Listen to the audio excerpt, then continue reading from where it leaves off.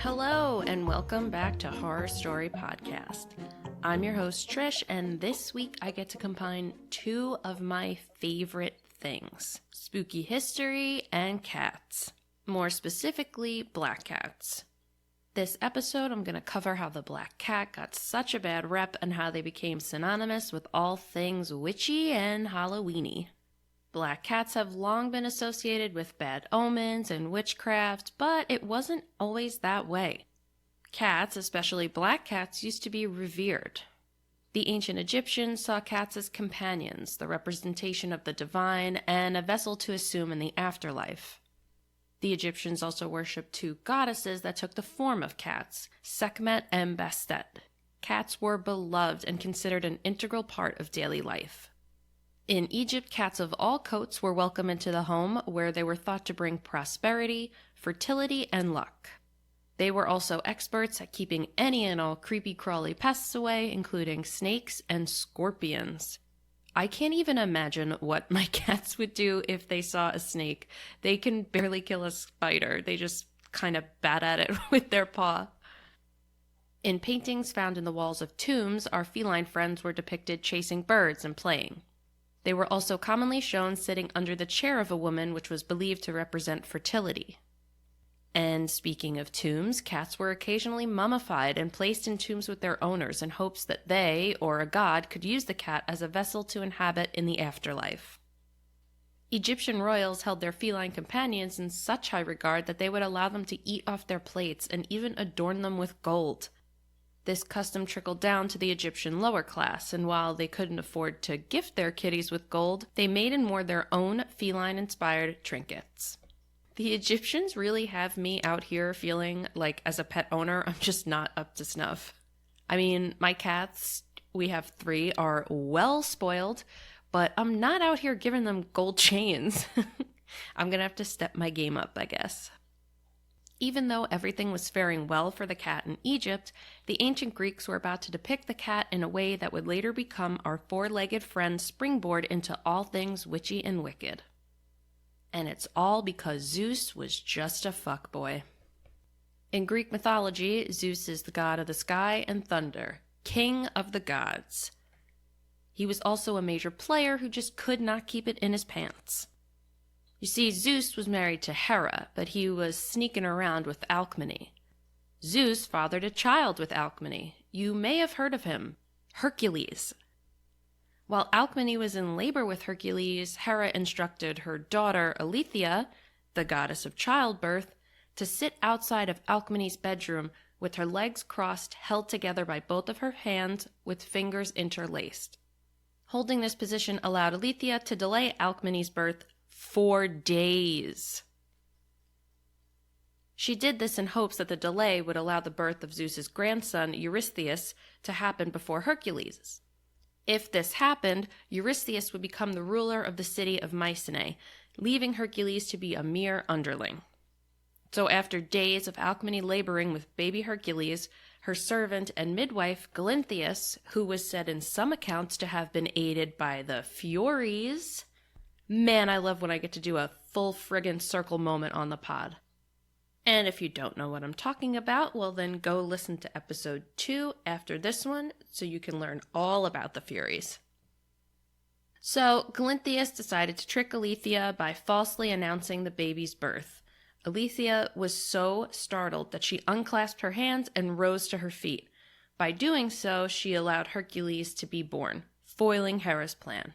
Hera was super pissed and decided that as punishment for Galinthias' loyalty to Alcmene, she was going to turn her into none other than a cat.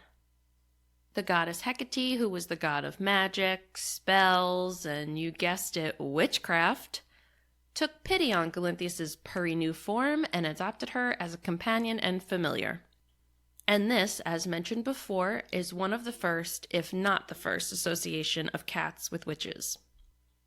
Doing a big old fast forward here into the Middle Ages, as things had shifted from polytheism to monotheism, which if you have no idea what the fuck I mean by any of that, it's basically when people decided to stop worshiping many gods that each represented different things to solely praising one god who was totally omnipotent, omnipresent, omniscient, etc.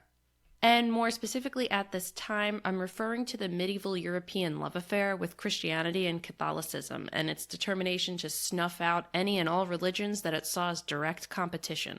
This included paganism. At this time, there were what were considered heresies popping up all over and challenging the Catholic Church and the very idea and structure of Christianity. Pope Gregory IX began the Papal Inquisition to uncover heresy religious groups.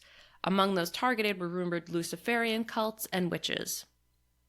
Witches were already viewed in a negative light, but now it was decided that since Satan worked through other heretics, what's to stop him from working through witches? So witches and those associated with them were now heavily targeted. And Pope Greg meant business. He not only targeted witches, but cats as well. In her book, Broth from the Cauldron, A Wisdom Journey Through Everyday Magic, Ceridwen Fallingstar, sweet friggin' name by the way, writes that as a direct threat to the Christian church, witches were hunted, persecuted, tortured, and killed. Since witches typically have an affinity for animals and plants and try to live at peace with the world around them, their association with cats was inevitable. Ceridwen takes it further with an interesting interpretation. Women who practice witchcraft and cats alike tend to not be very respectful or receptive to authority. They're both independent creatures. And for the church, neither independent creature was to be tolerated here. Old Greg took it so far that in his decretal Vox and Rama, that was established as canon law and guide of snuffing out any hint of Luciferianism in Germany, he called out cats, specifically black cats. It becomes a little unclear as to why black cats get linked with witches and eventually become the target here. Some think that it's because they may have been more frequently kept as companions or pets by witches, since black cats can blend in with the night and potentially make better hunters, helping to rid the home of pests and rodents. Either way, Greg was raging. He claimed in his Vox and Rama that cats were an integral part of an initiation for new witches hoping to enter a coven. He said that the ritual basically entailed a pale, tall, and slender man sucking whatever faith in God you had left out, whatever the hell that means. Then people would assemble and worship this cat statue that would magically come to life. There would be a wild-ass orgy, and then Satan would make an appearance, depicted as Edward from Twilight from the waist up, but a fluffy kitty from the waist down. Sounds like a wild time. He implored in his decretal that thou shalt not suffer a cat to live. In other words, death to all cats. Cats, like witches, were being hunted, tortured, and burned alive. From being worshipped and adorned with jewelry in Egypt to being vilified and persecuted in Europe, oh, how the mighty have fallen.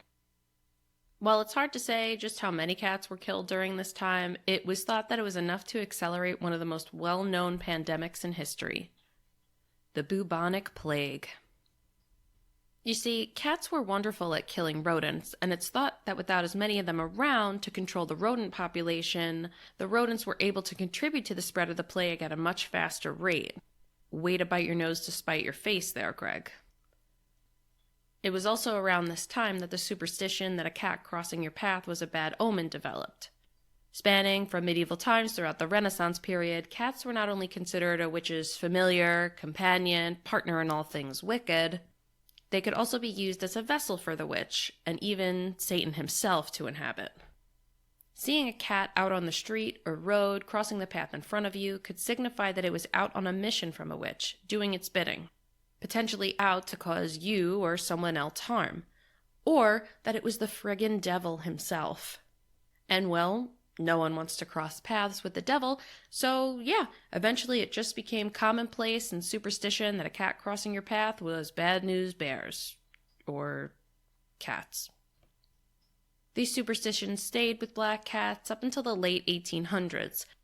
It followed them from Europe all the way to America, courtesy of everyone's favorite fun-loving, not uptight at all whatsoever party animals, the Puritans. It was said that when a witch was burned at the stake, her cat was to be executed as well. Black cats carried their superstition well into the 1900s, but around the time of World War II, their luck started to change. Even though they were being featured in early horror films at this time and becoming more prominent in popular culture, it was their integration with modern American Halloween aesthetics that gave the black cat a new lease on life. During this time, Americans featured black cats as part of their Halloween decorations, but not just to look cute or spooky, they actually featured them as a symbol of good luck. It was thought that if you displayed a black cat decoration on your door, it would protect you from any evil spirits that may come a-knockin'. And you may be wondering, well, how the hell did black cats become associated with Halloween in the first place? Great question. Let me answer that for you. As mentioned in episode 3 of my podcast, where I cover the history of haunted house attractions, a lot of American Halloween traditions were adapted from the festival of Samhain, or Samhain, brought over courtesy of Scottish and Irish immigrants.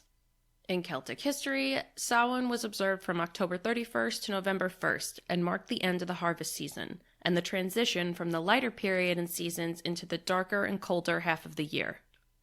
It was a time for winter preparations, harvesting crops, breeding or slaughtering livestock for food, and it served as the Celtic New Year. It was also said to be a time when the veil between the human and spirit worlds was lifted.